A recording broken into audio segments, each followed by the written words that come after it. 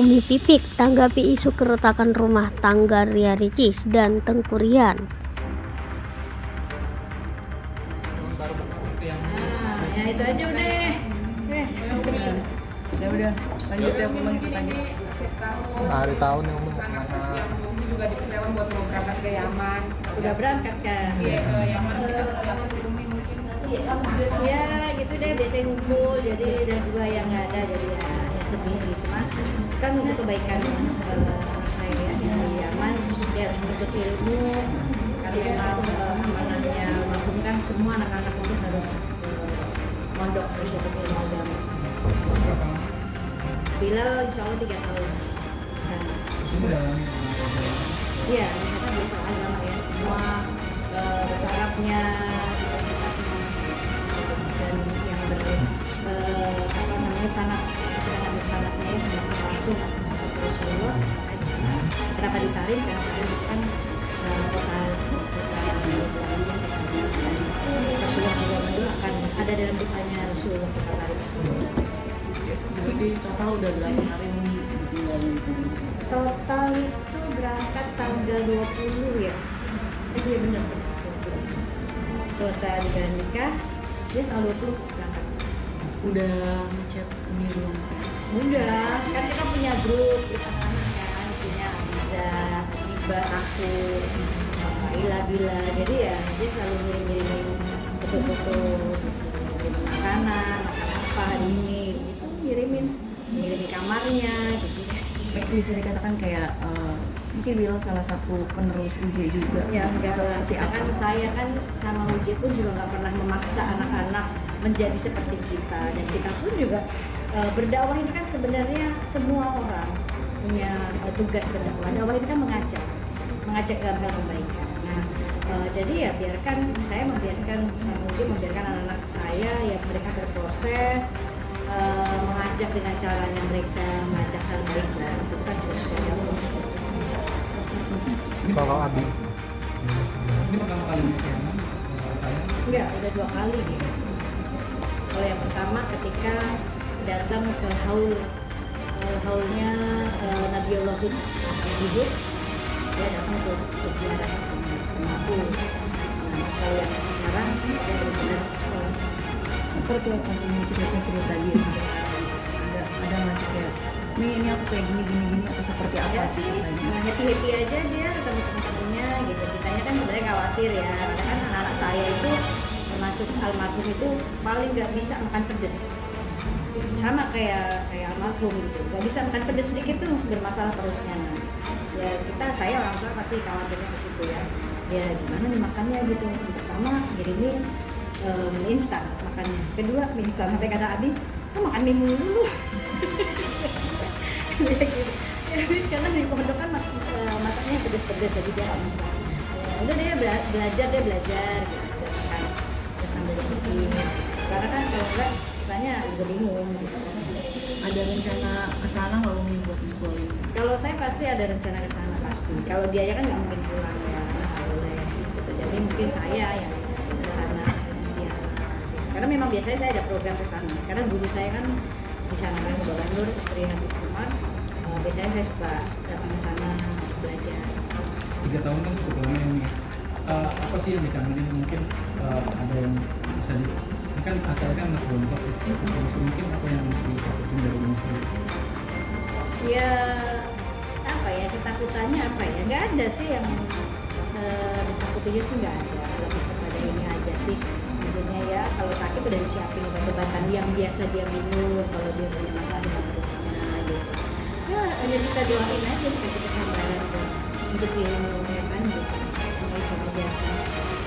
soal ini kan soal Adiba yang sudah bisa mengeksplorasi masak katanya buat apa? Ya kan orang saya ngajarin dia.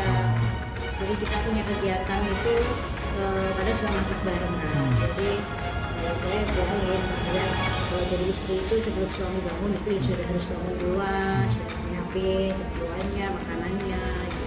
Bisa masak, walaupun nggak harus tiap hari masak, tapi setidaknya adalah suami itu nyobain masakan istri.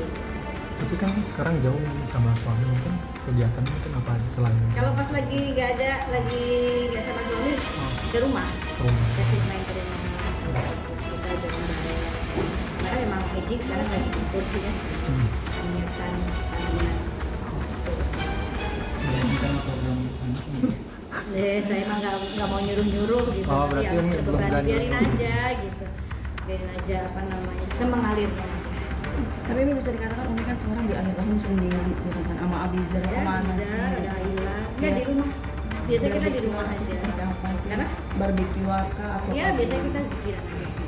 Kita masakan di rumah zikiran dengan teman. Terus ya udah, apa namanya? Ya gitu aja. Gak pernah keluar kalau tahun baru. Ada nggak sih kayak nasihat di akhir tahun untuk anak-anak sendiri? buat Pasti ada kebiasaan? upgrade diri kan perlu ya, penting banget buat kita. Buat kan hanya nasihat buat anak, buat saya juga gitu. Ya ibaratnya kayak handphone kan harus dicas ya, kalau udah mati udah lowbat. Teman kita juga gitu, diri kita juga harus upgrade gitu. Yang biasa beri sedekah yuk upgrade dong, sudah ada kencengin dan sholatnya masih bolong-bolong yuk upgrade dong gitu. Ya, jadi bolong aja nggak enak kan gitu.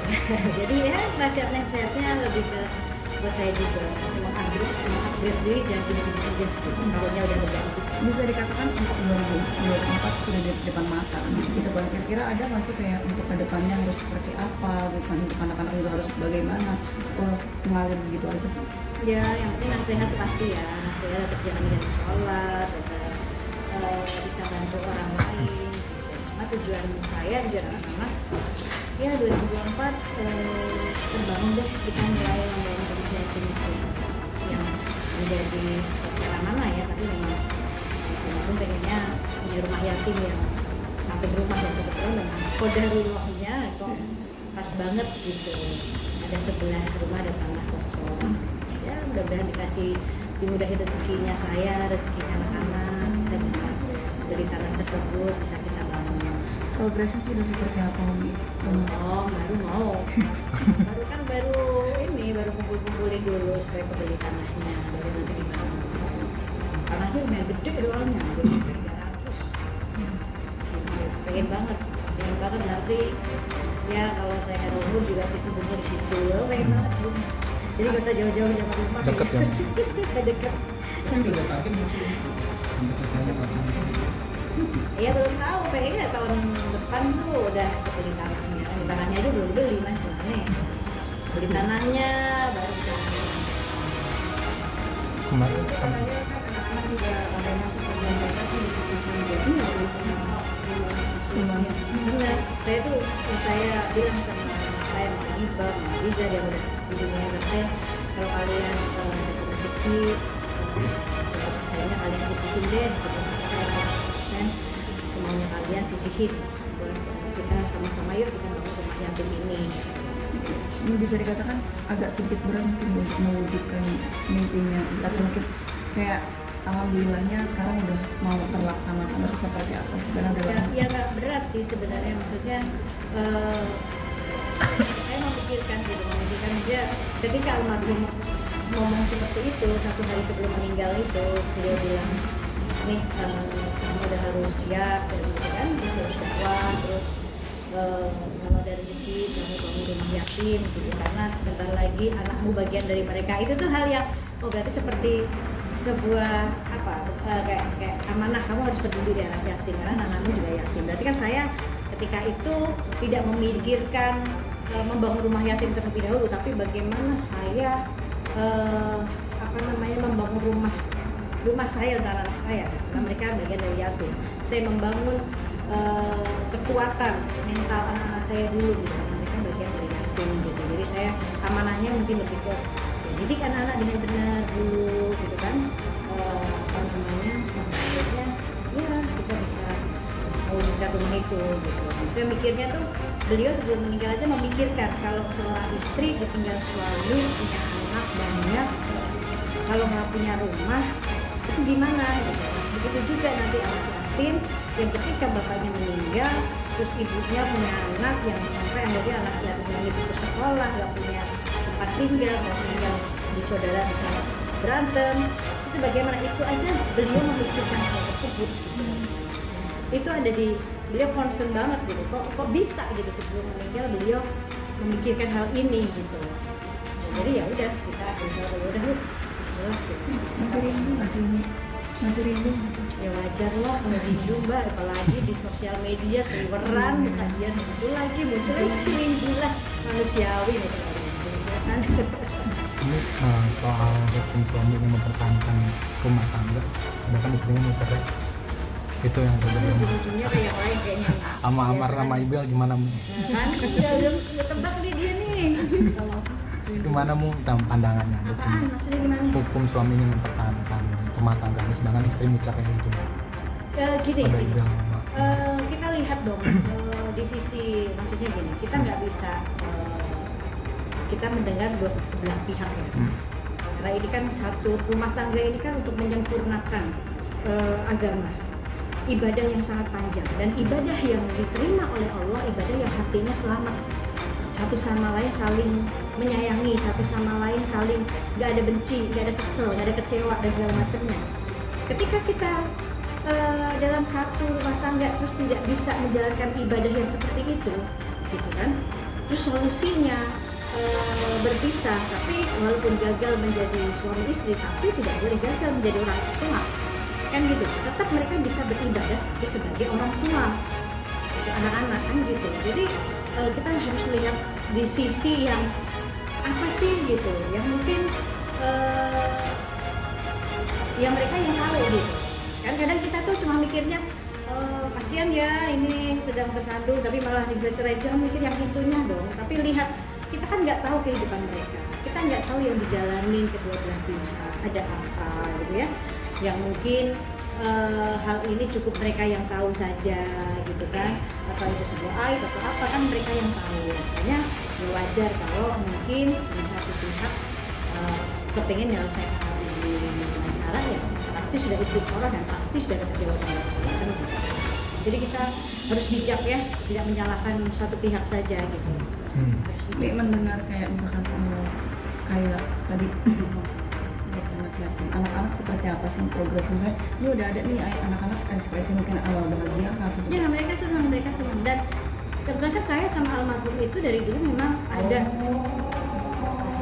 pelihara anak yatim ya, ada 10 yang kita biayain di sekolahnya. Kita kepengennya mereka nanti kalau udah rumah yatim ini terbangun ya kita belajar nih ya.